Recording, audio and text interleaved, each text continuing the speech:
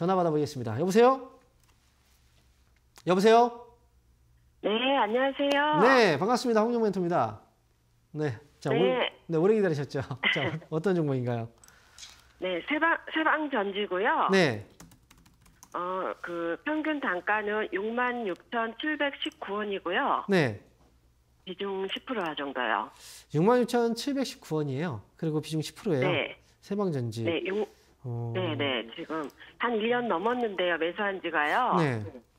계속 갖고 가야 될지 추가 매수해야 될지 좀 몰라서요.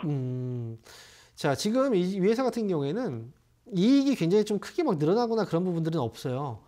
그런데 이제 네. 주가가 오늘도 보니까 거래 대금이 한 20억 정도가 되네요. 그리고 중간중간마다 네. 거래들이 좀 들어오고 있는데 이렇게 네. 이제 그 실적에 어떤 큰 변화가 없는 기업들 있죠. 하지만 네. 꾸준하게 안정적인 이익을 내고 있는 기업들. 지난번에 보니까 좀 약간 매수가 근처까지 왔었던 것 같아요. 그때 매도를 안 네네. 하셨잖아요. 그죠? 네. 이번에도 제가 볼 때는 이제 6만 5천 원 정도를 저는 이제 보거든요. 그래서 네. 지난번에도 이 가격 살짝 위로 올라갔다 빠진 것처럼 이때가 저는 탈출 자리라고 생각을 해요. 왜냐면 그 전에 이제 주가가 2020년도부터 해서 이제 주가의 그 급반등이 이때 탁 나왔단 말이죠.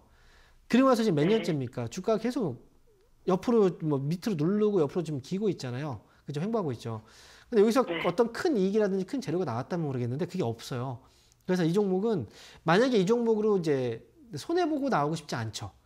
뭔가 좀 이익을 내고 나오고 싶은 생각이 있잖아요. 1년 넘었으니까. 네. 그런데 이제 방법은 여러 가지가 있어요. 내가 진짜 버텨서 이거를 매수가에 딱 왔을 때 팔고 나오는 방법이 있죠.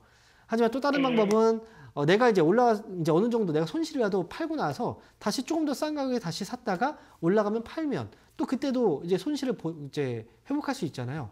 그렇죠?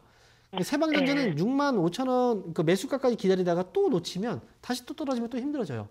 그러니까 이 종목은 차라리 6만 5천 원 부근에서 팔고 나중에 5만 5천 원 아래에서 다시 사고 이렇게 하면 조금 더 잘 이 손실을 만회할 수 있을 것 같거든요. 저는 이게 조금 더 나을 것 같아요. 제가 볼 때는. 네.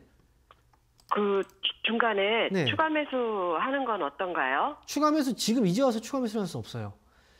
5만 5천 원 아래에 있을 때는 가능한데 근데 매수가 가능한 가격이 5만 5천 원 아래이기 때문에 그래서 제가 5만 5천 원 아래에서 샀다가 올라오면 다시 판다 뭐 이런 얘기를 한 거잖아요.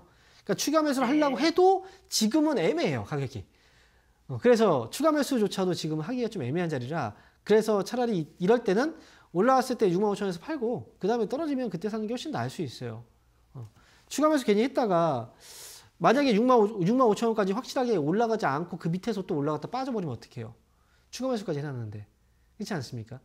추가 매수 한다고 하더라도 추가 매수 가격은 5만 5천 원 아래에서 하셔야 돼요. 그게 훨씬 더 좋아요. 네, 네. 네.